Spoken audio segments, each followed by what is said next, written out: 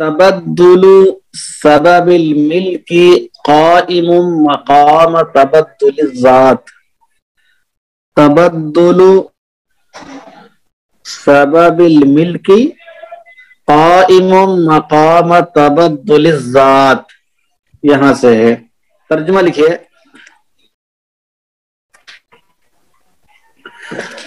سبب ملک کا بدل جانا، سبب ملک کا بدل جانا اس چیز ہی کے بدل جانے کی طرح ہے. سبب ملک کا بدل جانا اس چیز کے بدل جانے کی طرح ہے. لکھیے قاعدے کی اصل.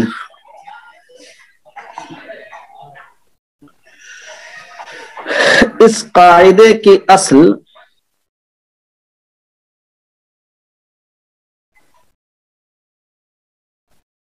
قاعدہ ایک بار پھر، تبدل سبب الملک قائم مقام تبدل الذات. تبدل سبب الملک قائم مقام تبدل الذات، یہ قاعدہ تھا. ترجمہ ہے سبب ملک کا بدل جانا اس چیز ہی کے بدل جانے کی طرح ہے. تحصیل: اس قاعدے کی اصل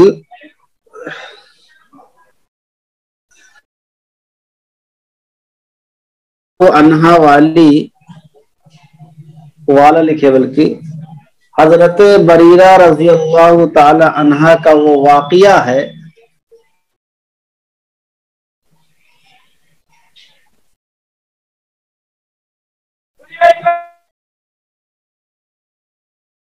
اللہ صلی اللہ علیہ وسلم نے فرمایا، جس میں رسول اللہ صلی اللہ علیہ وسلم نے فرمایا، ہوا علیہا صدقۃ، ہوا علیہا صدقۃ وہو لنا ہدیۃ. ہوا علیہا صدقۃ وہو لنا ہدیۃ.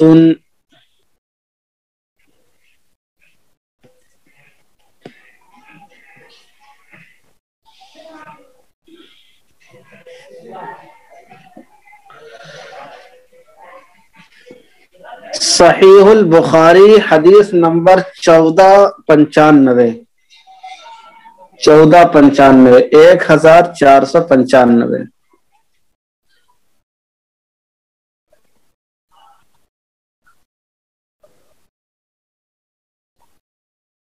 حوالہ لکھیے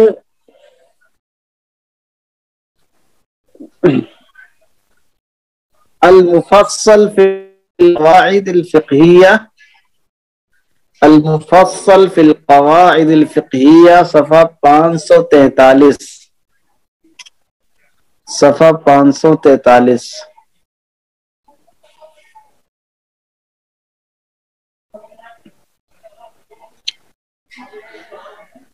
اب لکھیے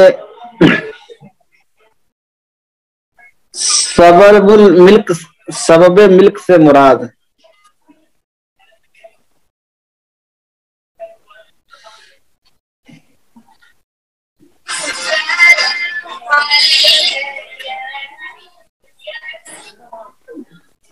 سبب ملک سے مراد اس کی علت ہے. سبب ملک اس کی علت یعنی ملکیت کی علت ہے.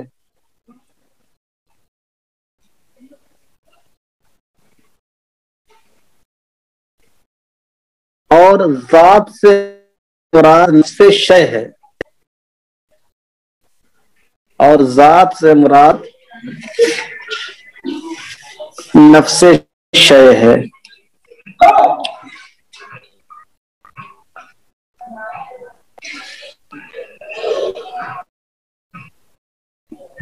حوالہ لکھیے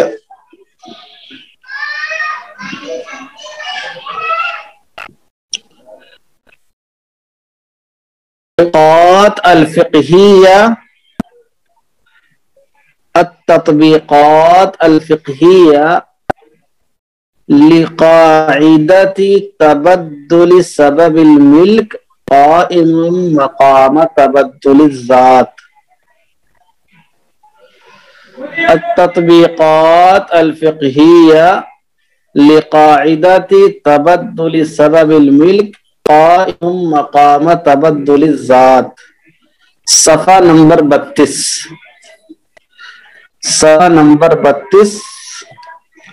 مصنف کا نام ہے انس بن محمد بن علی، انس بن محمد بن علی۔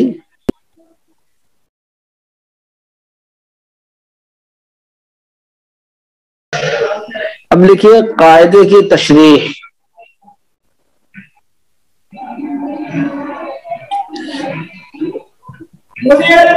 اس قاعدے کی تشریح یہ ہے، اس قاعدے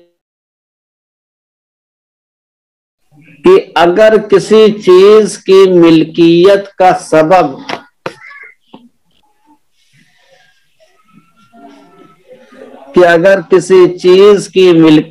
کا سبب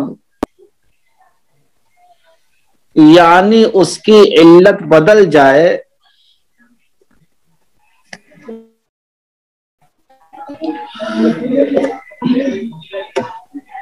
تو وہ چیز اپنے سابقہ حکم پر باقی نہیں رہتی ہے، تو وہ چیز اپنے سابقہ حکم پر باقی نہیں رہتی ہے۔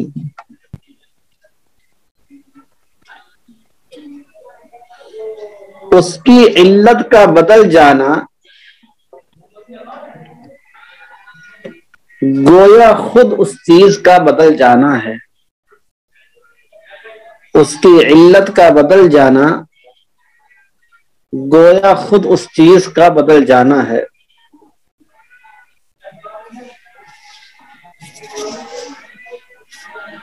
مثلاً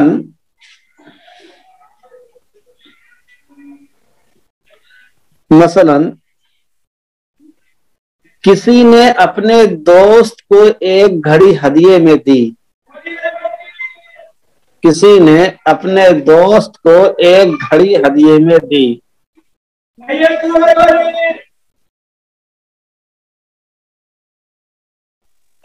کسی نے اپنے دوست کو ایک گھڑی ہدیے میں دی، پھر اسی نے اسی گھڑی کو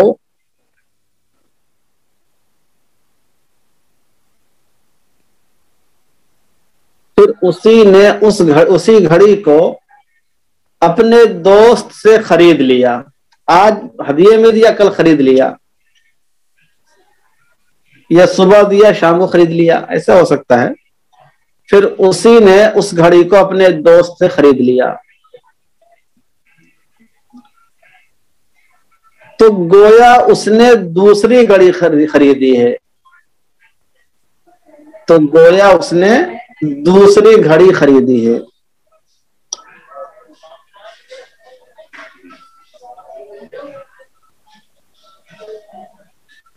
تو گویا اس نے دوسری گھڑی خریدی ہے، کیونکہ اب اس گھڑی پر جو اس کی ملکیت قائم ہو رہی ہے،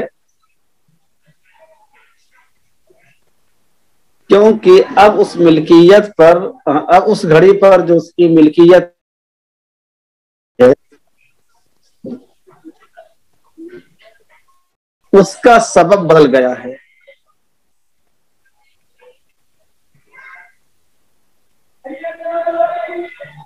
اس کا سبب بدل گیا ہے۔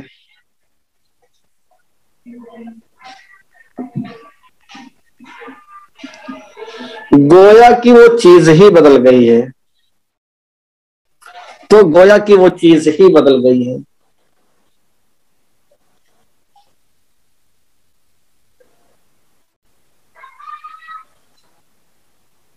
اور یہ ہرگز نہیں کہا جا سکتا ہے، اور یہ ہرگز نہیں کہا جا سکتا ہے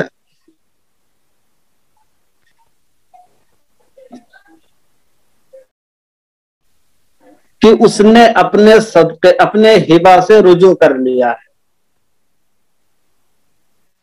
اور یہ بالکل نہیں کہا جا سکتا ہے کہ اس نے اپنی ہبہ سے رجوع کر لیا ہے۔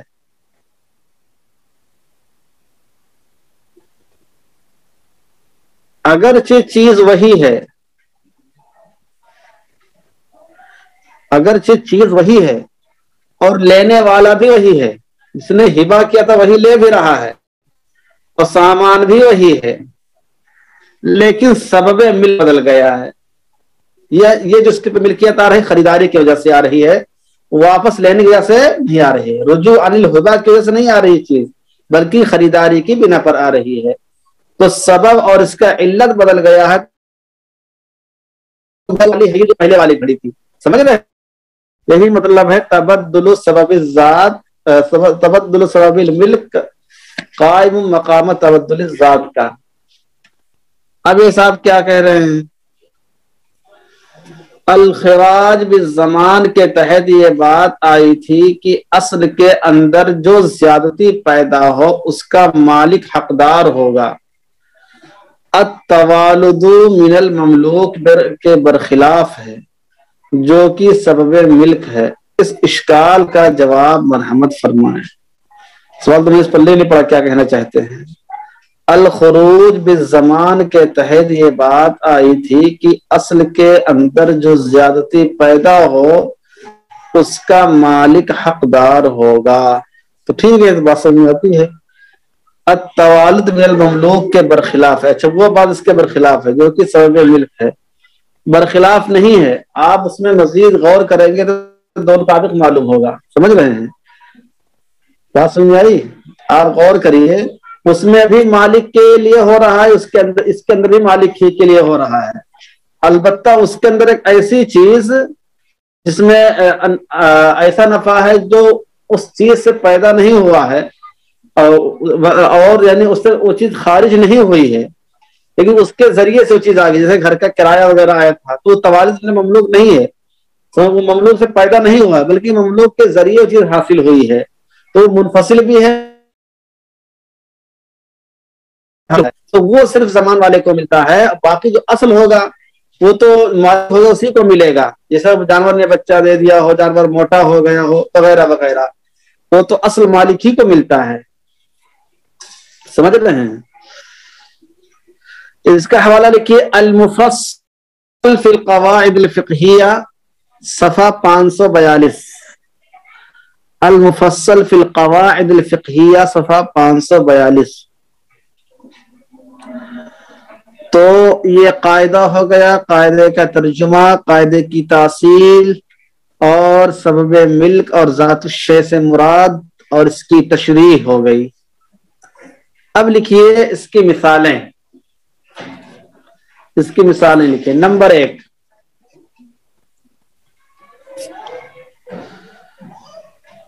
جی نمبر 1، فقیر کو زکوٰۃ یا صدقے کی رقم دے دی جائے،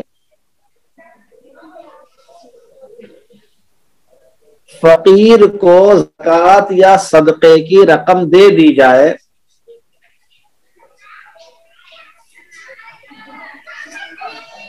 پھر وہ رقم کسی مالدار شخص کو دے دے، یعنی فقیر دے دے، پھر وہ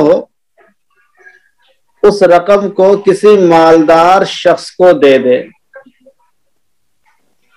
تو مالدار کے لیے اس رقم کا استعمال،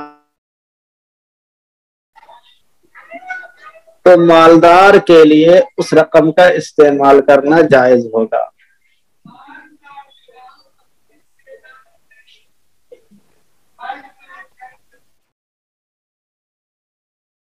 کیونکہ سبب کے بدل جانے سے چیز بھی بدل جاتی ہے۔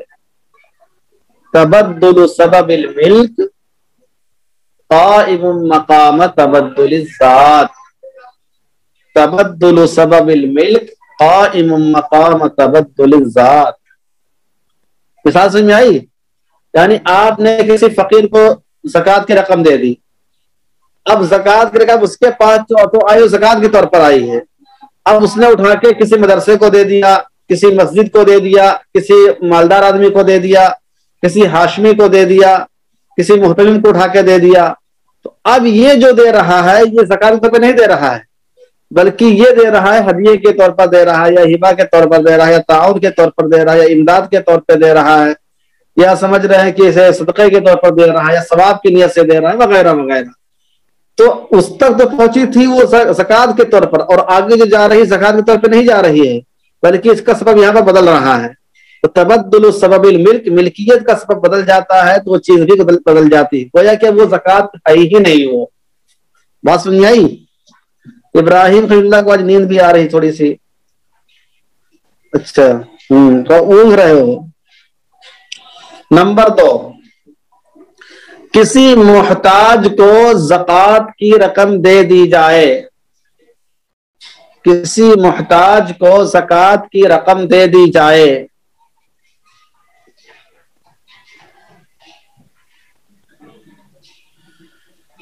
پھر وہ مسجد یا مدرسے میں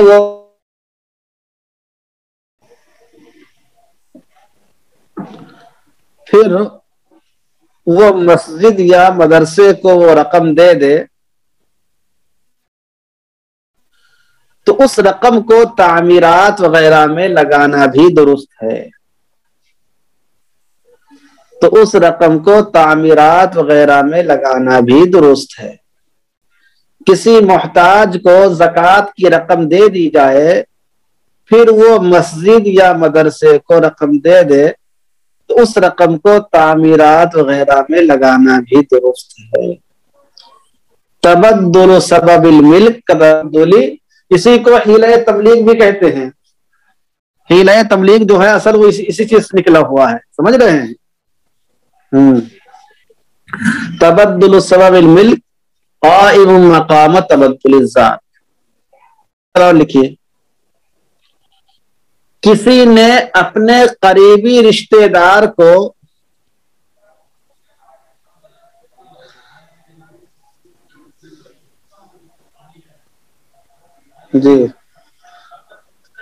کسی نے اپنے قریبی رشتہ دار کو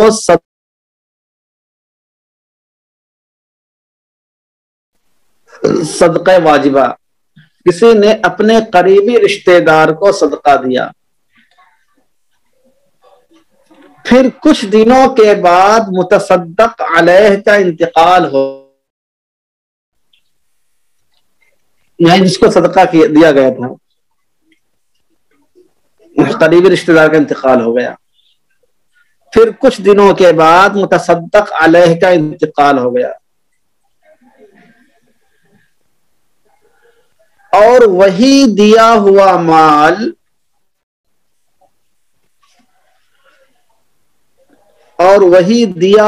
مال دینے والے کو میراث میں مل گیا. بہت بزرگ آدمی تھا، واپس اسی کو مل گیا، اور وہی دیا ہوا مال دینے والے کو میراث میں مل گیا، تو اس کے لیے بطور وارث کے اس مال کو لینا جائز ہے. تو اس کے لیے بطور وارث کے اس مال کو لینا جائز ہے، کیونکہ یہاں اس کو صدقے کے طور پہ نہیں مل رہا ہے، سبب بدل گیا ہے. سبب یہاں پر کیا ہے؟ سبب ارث ہے. جی بہت سارے مسائل میں اس کا استعمال ہوتا ہے. گورنمنٹ کی طرف سے جو بوڑھوں یا معذوروں کو رقم ملتی ہے، اگر بوڑھا معذور اس کو لینے کے بعد کسی کو بھی دے سکتا ہے، تو اس کے اندر نہیں ہے. اس طریقے بینک میں کام کرنے والا جو ہے اس کے لیے تو وہ چیز ناجائز، لیکن اس کو اجرت کے طور پر اس نے لے لیا ہے، وہ کسی کو قرضے کے طور پر دینا چاہتا ہے دے سکتا ہے، سمجھ رہے ہیں؟ یا کسی کا قرضہ وہ باقی تھا اس کو پیسے تو دے سکتا ہے، کچھ گھر میں کام کاج کروایا اس کو مزدوری کے طور پہ وغیرہ وغیرہ. تبدل سبب الملک کا تبدل قائم مقام تبدل الذات. نمبر 4 یہ سوال لکھیے،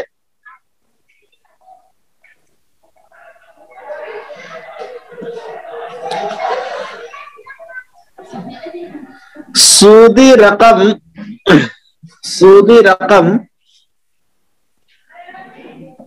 کسی غریب شخص کو دے دی،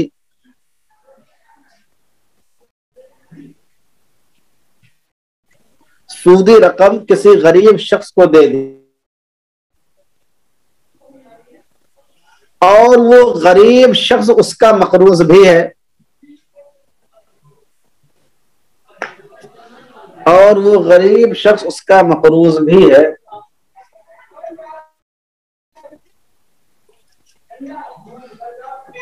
اس غریب نے سودی رقم لینے کے بعد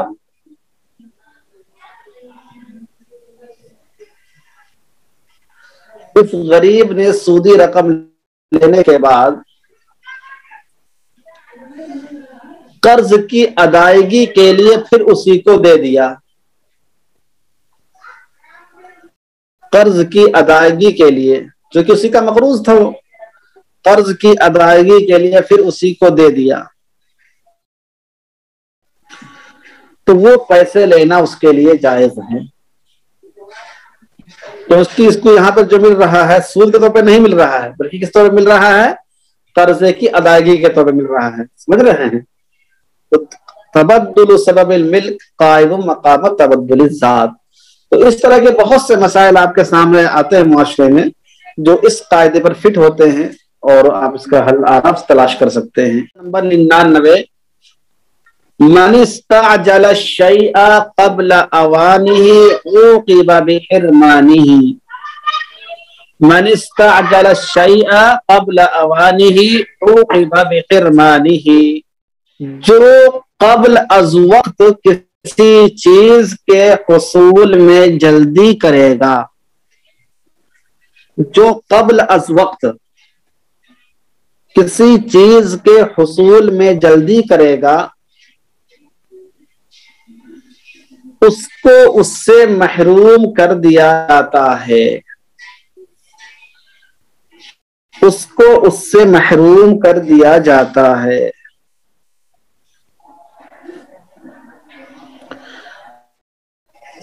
اس کو اس سے محروم کر دیا جاتا ہے، جو قبل از وقت کسی چیز کے حصول میں جلدی کرے گا، اس کو اس سے محروم کر دیا جاتا ہے۔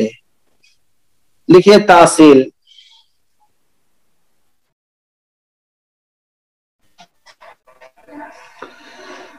اس قاعدے کی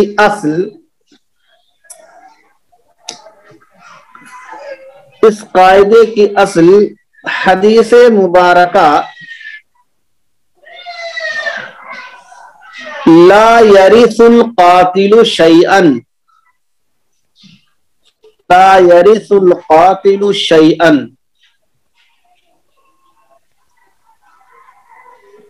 شيئا ہے۔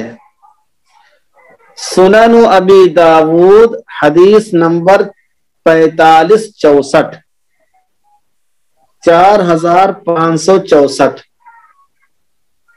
حدیث نمبر 4564۔ وجہ استدلال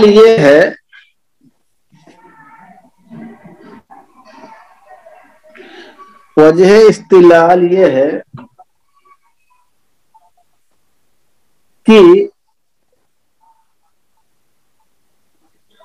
وارث اپنے مورث کی وراثت کا حقدار ہوتا ہے، وارث اپنے مورث کی وراثت کا حقدار ہوتا ہے،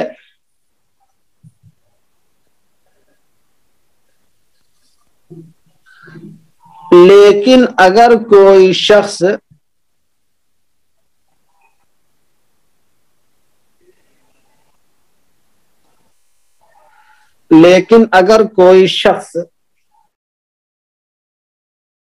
کر دیتا ہے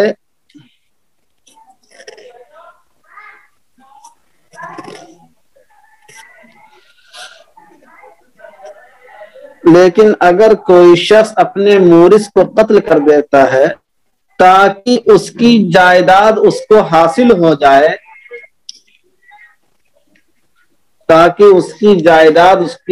حاصل ہو جائے، وراثت میں کوئی حصہ نہیں ملے گا.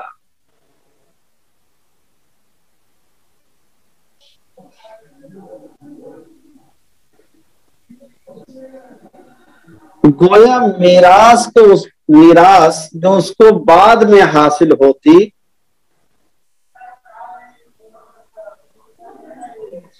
گویا میراث جو اس کو بعد میں حاصل ہوتی، اس کو قبل از وقت حاصل کرنے کی کوشش کی، اس کو قبل از وقت حاصل کرنے کی کوشش کی، اس لیے سزاً اس کو محروم کر دیا گیا.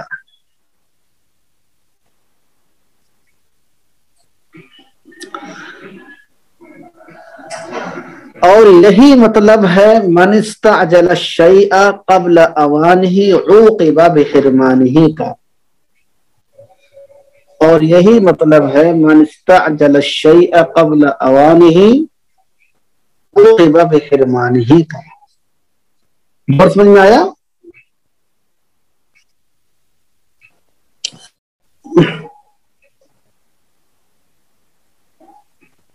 شرح القواعد الفقہیہ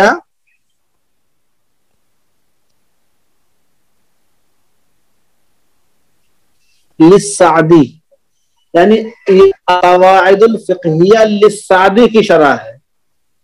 اس اصل کتاب ہے اصل کتاب ہے القواعد الفقہیہ للسعدی، اس کی شرح صاحب نے لکھی ہے. سمجھ رہے ہیں؟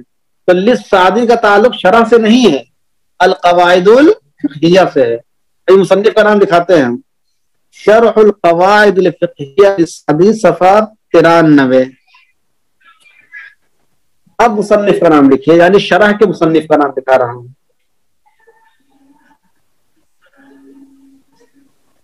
احمد بن حمد الونیس، احمد بن حمد الونیس، انہوں نے لکھی ہے بات.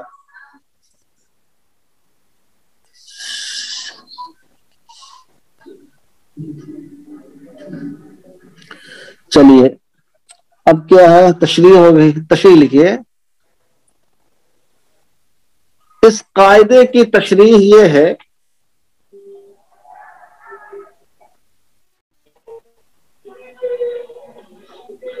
دعا میں جلدی کرو تو بھی ہاں کیوں نہیں ہو سکتا ہے بھائی. دعا تو اطمینان سے مانگنے کی چیز ہے. الدعاء مخ العبادہ، سمجھ رہے ہیں؟ مولانا انس صاحب کے زلفے تو اتنی غضب کی ہیں کہ آدمی دور سے دیکھ کے دیوانہ ہو جائے. تو اس موسم میں بال مت کھولا کریے، ٹھنڈی بہت ہو رہی ہے.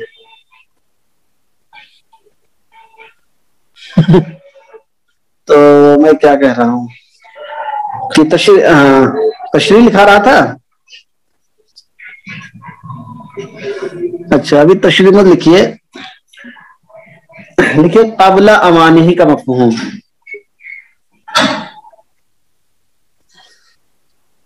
قبل اوانہ کا مطلب یہ ہے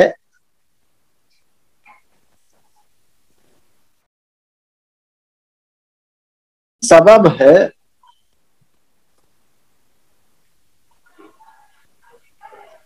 اس سبب کے پورا ہونے سے پہلے، اس سبب کے پورا ہونے سے پہلے.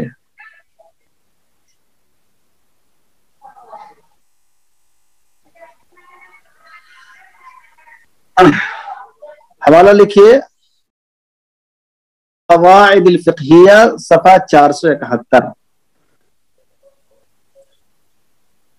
قبل اوانہ کا مفہوم ہے کہ اس کا جو عام سبب ہے اس سبب کے پورا ہونے سے پہلے. سمجھ رہے ہیں؟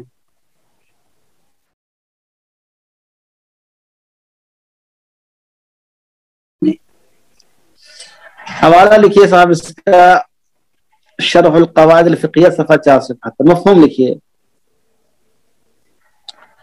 اس قائد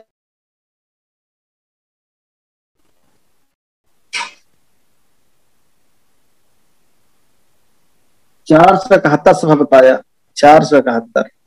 اس قاعدے کا مطلب یہ ہے کوئی کسی کام کے کہ اگر کوئی کسی کام کا وقت آنے سے پہلے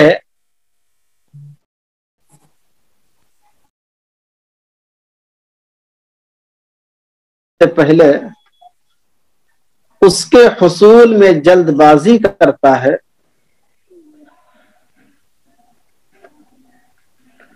اس کے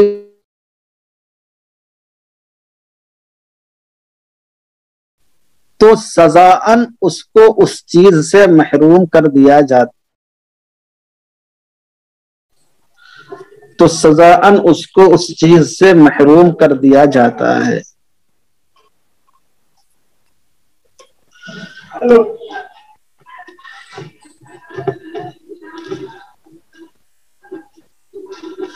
دیکھیے الوجیز فی ایضاح قواعد الفقہ،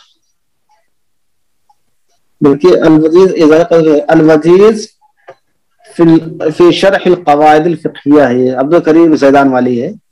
الوجیز فی شرح القواعد الفقہیہ، صفحہ 165۔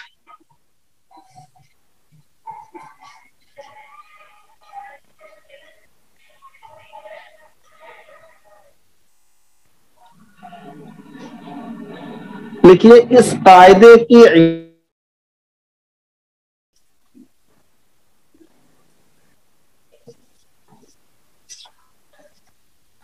اس قاعدے کی حکمت،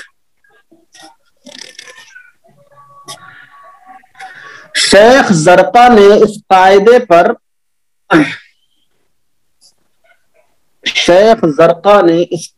پر روشنی ڈالتے ہوئے لکھا ہے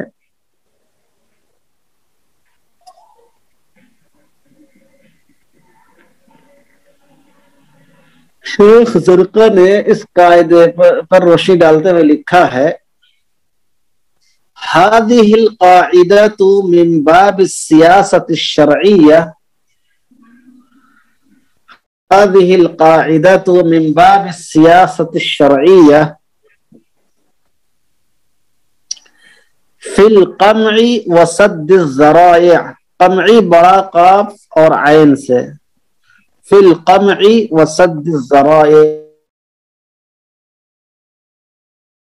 القاعدة من باب السياسة الشرعية في القمع وسد الذرائع۔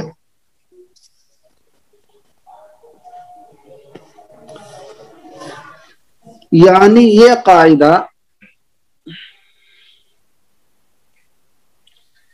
شریعت کے سیاسی اصولوں سے تعلق رکھتا ہے،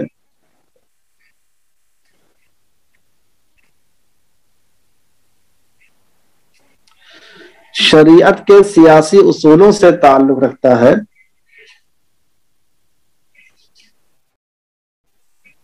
گناہوں کے ذرائع بند کرنے، گناہوں کے ذرائع بند کرنے اور برائیوں کا قلع کما کرنے کے سلسلے میں،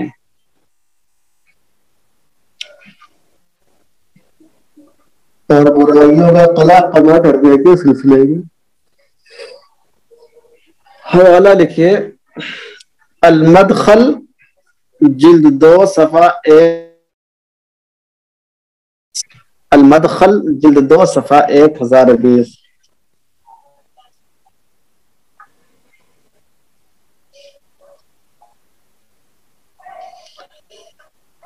ڈاکٹر علی احمد ندوی لکھتے ہیں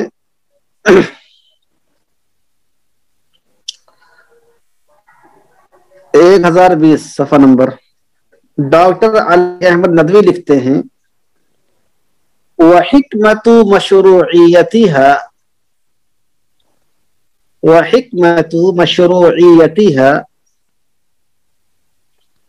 صیانت حقوق الناس، وحکمت مشروعیتها صیانت حقوق الناس ومنع التعسف في استعمالها، ومنع التعسف منع التعسف في استعمالها،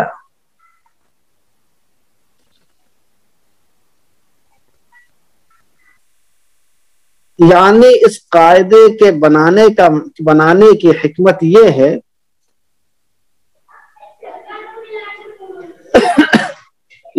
اس قاعدے کے بنانے کی حکمت یہ ہے کہ لوگوں کے حقوق کو محفوظ رکھا جا سکے،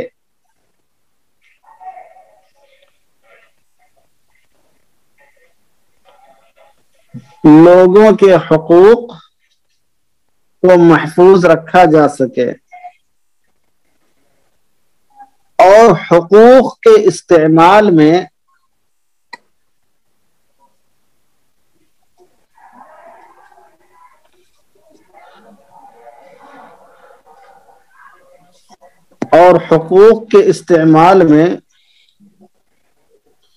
ظلم کو دور کیا جا سکے۔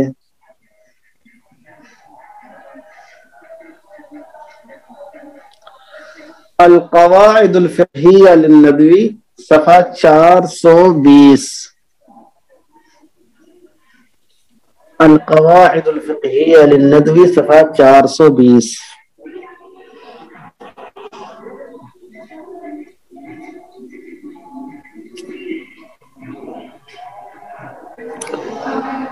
اب لکھیے اس قاعدے کی مثالیں۔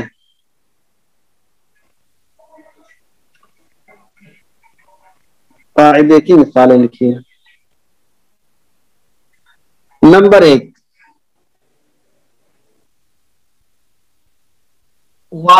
اگر اپنے مورث کو قتل کر دے، تشریح تو ہو چکی ہے، تشریح تو لکھا چکے ہیں۔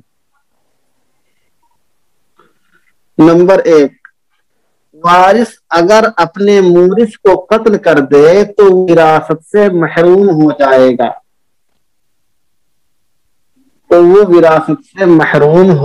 گا،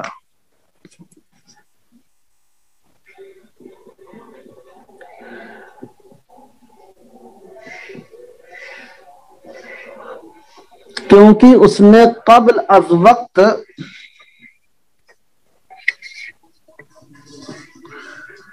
شے کے حصول کی کوشش کی ہے۔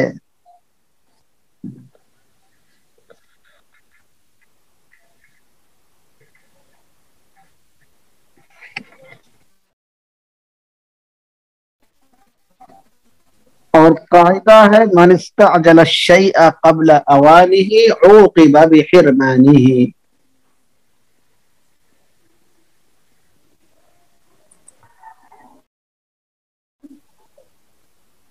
موسیٰ لہو اگر موسیٰ لہو یعنی جس کے لیے وصیت کی گئی ہے، موسیٰ لہو اگر موسی کو قتل کر دے،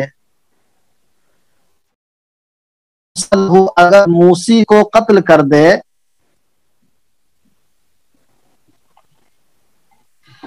تو وصیت سے محروم ہو جائے گا،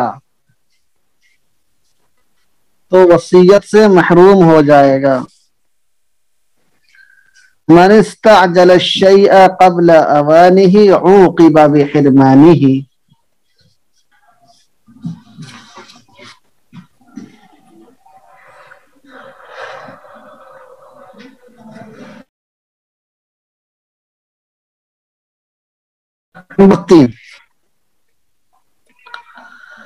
بائے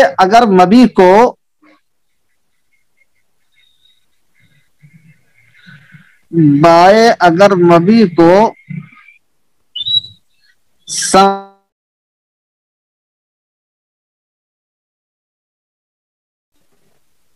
یعنی سمن ابھی حاصل نہیں، اس سے پہلے ہی دے دیا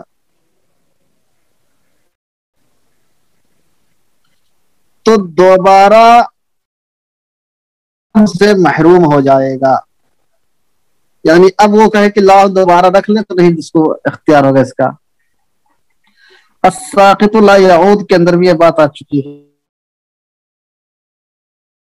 استعجل الشیء قبل اوانہ عوقب بحرمانہ، اس کو دینا چاہیے سما हासिल करने के बाद समय से पहले ही दे दिया। नंबर 4, कोई औरत अगर किसी से शादी करने के लिए इर्तिदाद इख्तियार कर ले, कोई औरत कुछ कहीं मामला हो गया, चक्कर हो गया, तो सोचा कि तलाक दे नहीं रहा है, खुला पे भी नहीं माना, चलो मुर्तद हो जाते हैं, मुर्तद होके फिर बाद में कलमा पढ़ लेंगे तो ऑटोमेटिक के निकाह से निकल जाएंगे और बाद में जाके उससे शादी कर लेंगे। बहुत से लोग जुगाड़ी होते हैं ना, जुगाड़ बहुत जानते हैं। तो कोई औरत अगर किसी से शादी करने के लिए इर्तिदाद इख्तियार कर ले और दोबारा इस्लाम कबूल कर ले, और दोबारा इस्लाम कबूल कर ले,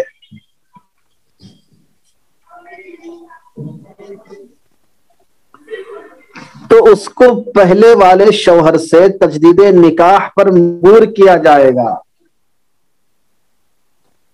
यानी जिससे वो भागना चाहती है तो उसको पहले वाले शौहर से निकाह पर मजबूर किया जाएगा।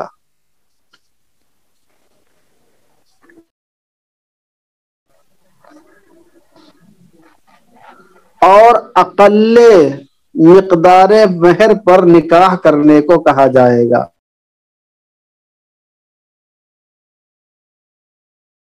कि अपने मनमौजी महर मांगे, कहीं हमको 1 लाख रुपया महर दे तब दोबारा निकाह करेंगे। अकल्ले महर 10 दिरहम जो है, अकल्ले महर पर निकाह करने पर मजबूर किया जाएगा। मन इस्तअजल शय्य क़ब्ल अवानिही उक़िब बिहिरमानिही, क्योंकि वो तलाक दे नहीं रहा था, खुला कबूल नहीं कर रहा था, तो ये वक्त से पहले उसको हासिल करना चाह रही थी। वक्त शुरू होने से पहले ही कोई नमाज पढ़ ले तो उसकी नमाज मोतबर नहीं होगी। या क़ब्ल अवानिही उक़िब बिहिरमानिही।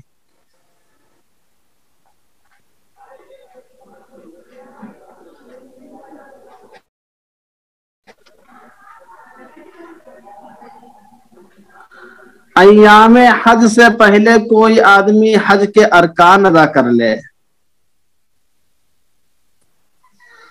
तो हज नहीं माना जाएगा। मन इस्तअजल शय्य क़ब्ल अवानिही उक़िब बिहिरमानिही।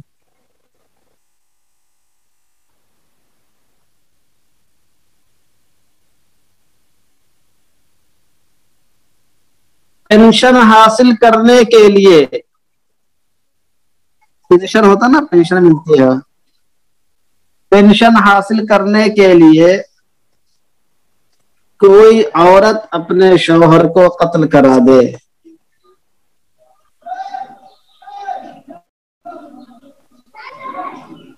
तो उसको पेंशन का हक नहीं होगा।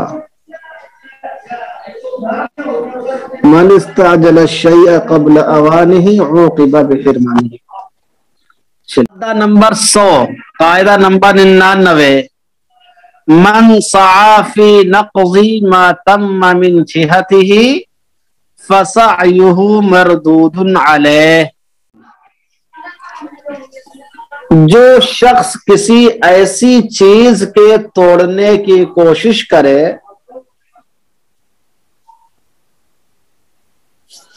जो शख्स किसी ऐसी चीज के तोड़ने की कोशिश करे जो उसकी जानिब से मुकम्मल हो चुकी है, जो उसकी जानिब से मुकम्मल हो चुकी है,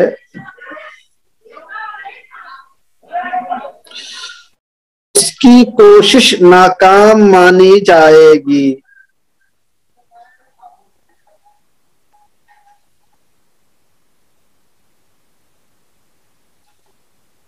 तो उसकी कोशिश नाकाम मानी जाएगी।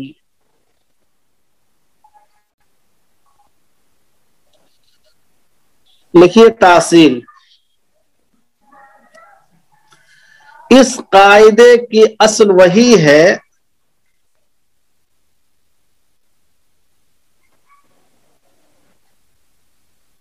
جو قاعدہ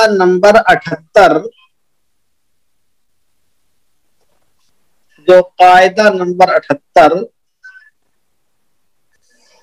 المرء مؤاخذ باقرارہ کی اصل ہے.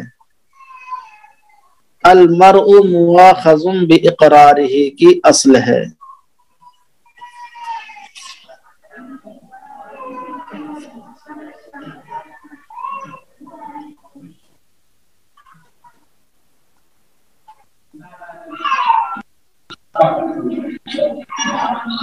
دیکھیے قاعدے کی دوسری تعبیر.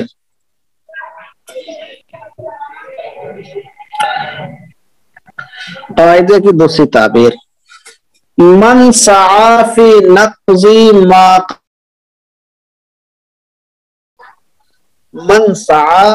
نقض ما قد تم به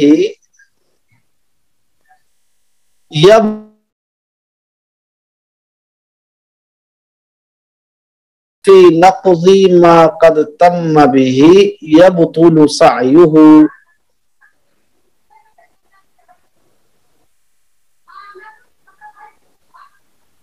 جس نے کسی ایسی چیز کو توڑنے کی کوشش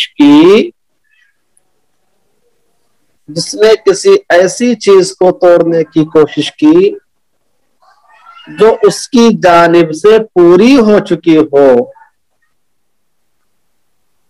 تو اس کی کوشش باطل ہوگی.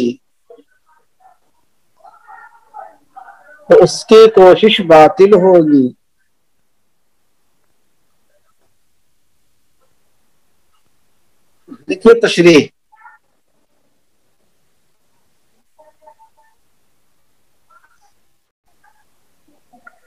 اس قاعدے کا مفہوم یہ ہے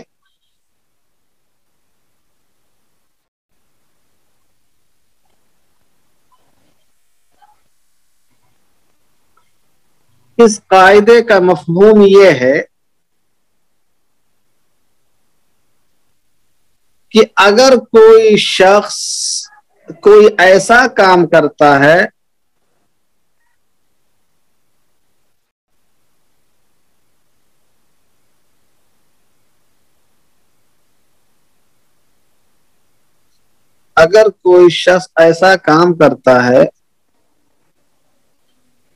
جو اس کے سابقہ کام کو توڑنے والا ہو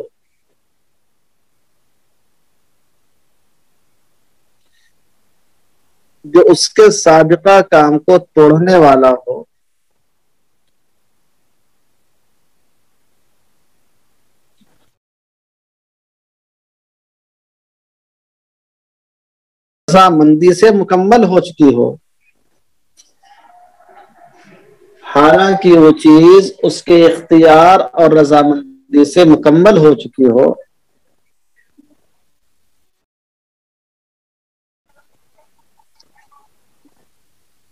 تو اس کے اس نقض کا اعتبار نہیں ہوتا ہے.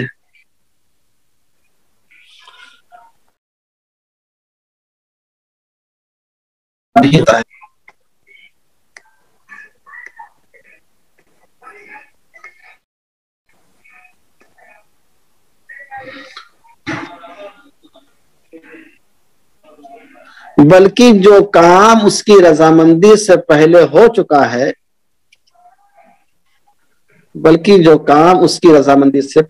چکا ہے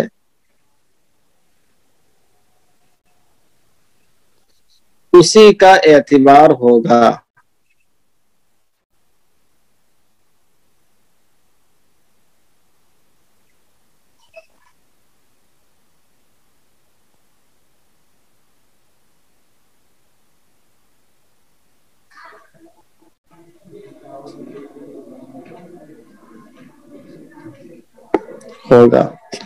حوالہ لکھیے الوجیز فی ایضاح قواعد الفقہ.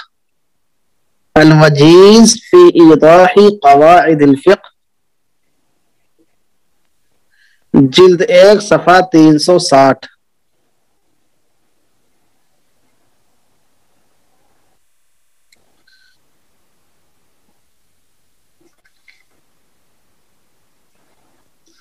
صفحہ 360 لکھیے من جہت ہی کا مفہوم.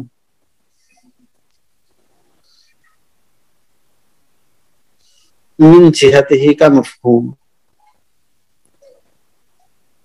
من جہت ہی میں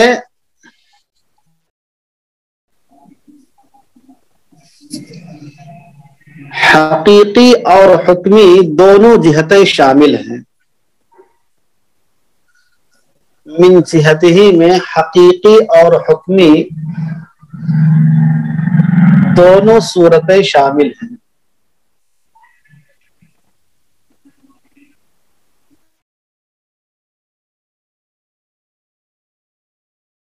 تو توڑا ہو نہیں، یعنی خواہ خود اس کی جانب سے مکمل ہوا ہو، یعنی خواہ خود اس کی جانب سے مکمل ہوا ہو یا اس کے وکیل کی جانب سے مکمل ہوا ہو.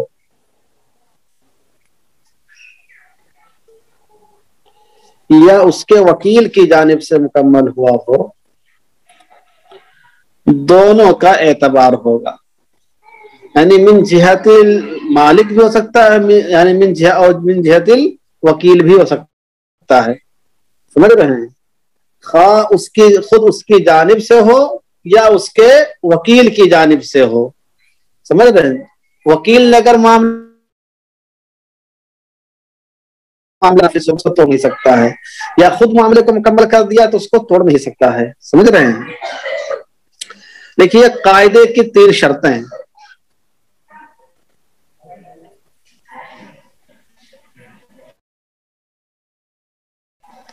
قاعدے کی 3 شرطیں. نمبر 1،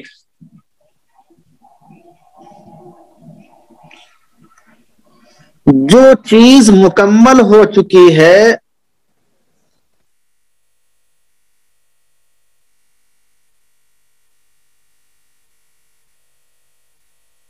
جو چیز مکمل ہو چکی ہے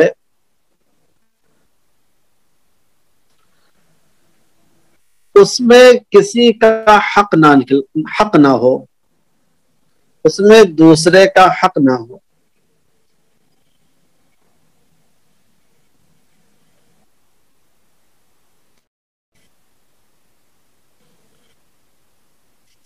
نمبر 2، جو چیز مکمل ہو چکی ہے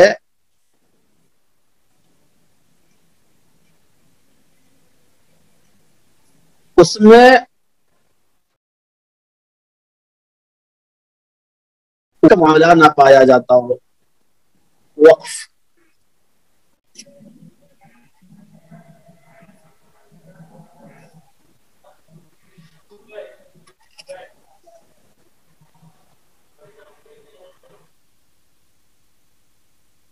نمبر 3،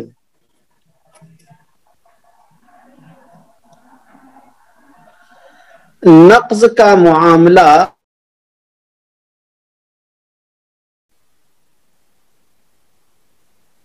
فریق مخالف کے سامنے ہو، فریق مخالف کے سامنے ہو.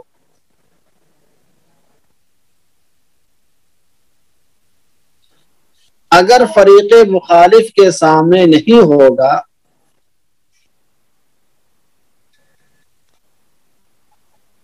تو سرے سے دعویٰ ہی صحیح نہیں ہوگا. آگے معاملہ کی کوئی بات ہی نہیں، سرے سے دعویٰ ہی صحیح نہیں ہوگا. حوالہ لکھیے شرح القواعد الفقہیہ،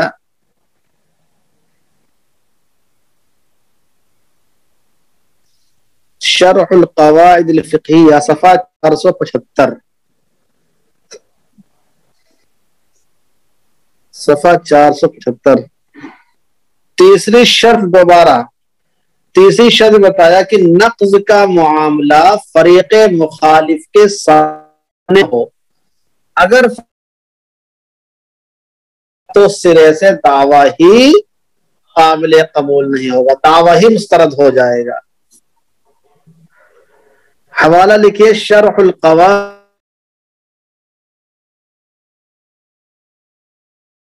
الوجیز فی ایضاح قواعد الفقہ،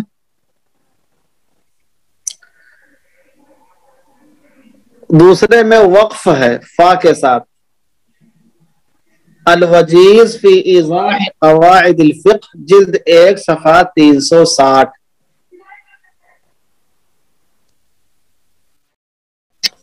من جہت ہی میں جو میں لکھایا تو اس کا حوالہ لکھایا تو نہیں لکھایا تھا میں نے؟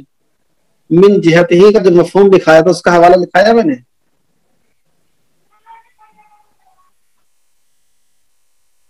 بولیے۔ اچھا اس کا حوالہ لیجیے، موسوعۃ القواعد للندوی صفحہ 553، موسوعۃ القواعد للندوی صفحہ 553۔ تو یہ قاعدہ ہو گیا، قاعدے کا ترجمہ، قاعدے کی اصل، قاعدے کی تشریح، قاعدے کی دوسری تعبیر، من جہت ہی کا مفہوم، قاعدے کی 3 شرطیں۔ چلتے ہیں مثالوں کے ساتھ اس کی تطبیق۔ دیکھیے تطبیقات، نمبر 1،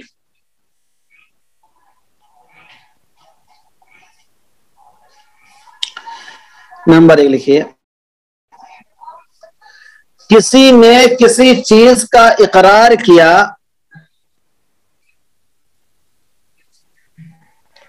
جی کسی نے کسی چیز کا اقرار کیا،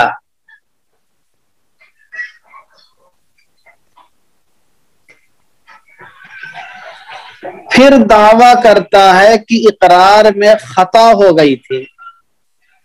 المرء مؤاخذ باقرارہ بھی مثال آ چکی ہے، لیکن اس کی بھی مثال بن سکتا سے لکھایا، کسی نے کسی چیز کا اقرار کیا پھر دعویٰ کیا کہ اقرار میں خطا ہو گئی تھی، تو اس کا دعویٰ معتبر نہیں ہوگا، بلکہ اس کا اقرار ہی مانا جائے گا۔ اس کا دعویٰ معتبر نہیں ہوگا بلکہ اقرار ہی مانا جائے گا۔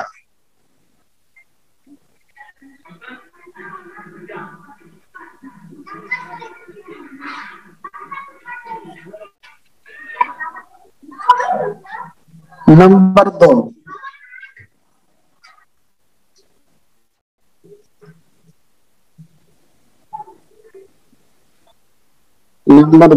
لکھیے صاحب،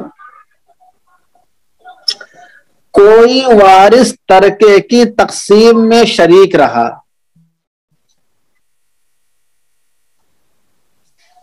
کوئی وارث ترکے کی تقسیم میں شریک رہا،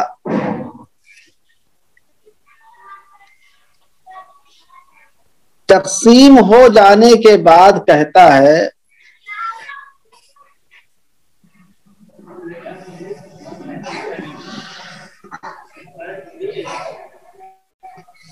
تقسیم کے بعد کہتا ہے کہ فلاں مال میرا تھا، فلاں مال میرا تھا،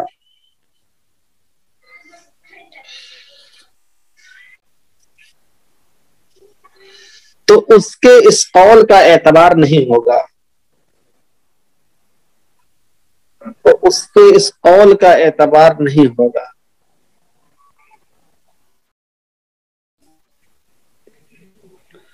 بلکہ جو تقسیم ہو گئی تھی وہی نافذ کی جائے گی۔ من سعى في نقض ما تم من جهته فسعيه مردود عليه،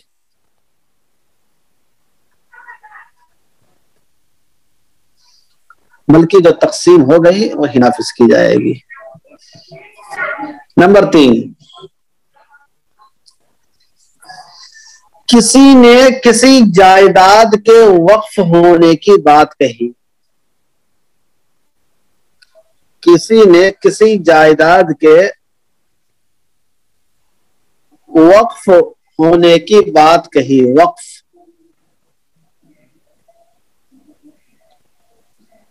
اور قاضی نے فیصلہ بھی کر دیا،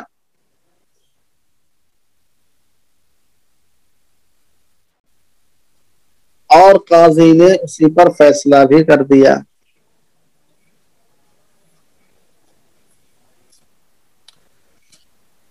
پھر بعد میں اسی جائیداد پر اپنی ملکیت کا دعویٰ کر رہا ہے، پھر بعد میں اسی جائیداد پر اپنی ملکیت کا دعویٰ کر رہا ہے، حالانکہ اسے کہنے پر وقت کا معاملہ ہوتے ہوا تھا،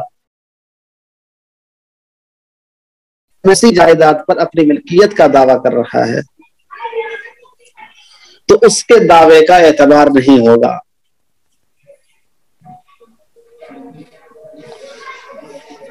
تو اس کے دعوے کا اعتبار نہیں ہوگا اور وہ وقف ہی مانا جائے گا،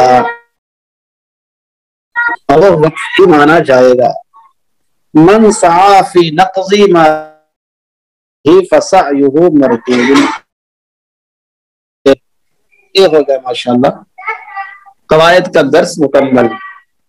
99 قواعد فقہیہ ماشاءاللہ حضرات نے اس کے تمام اصل اور دلیلوں کے ساتھ، شرطوں کے ساتھ، مثالوں کے ساتھ، تطبیقات کے ساتھ ماتر 2 مہینے میں آپ حضرات نے ماشاءاللہ مکمل کر لیا ہے۔ 11 نومبر کو یہ درس ہم لوگوں کا شروع ہوا تھا، 11 نومبر سے 11 دسمبر، 1 مہینہ 11 جنوری، 2 مہینے کے اندر اندر ماشاءاللہ یہ ہم لوگوں کا کام ہو گیا۔ سمجھیے تقریباً 7 ہفتے میں قواعد فقہیہ کا درس مکمل۔ دیدار کی فیس الگ سے پڑتی، سمجھ رہے ہیں؟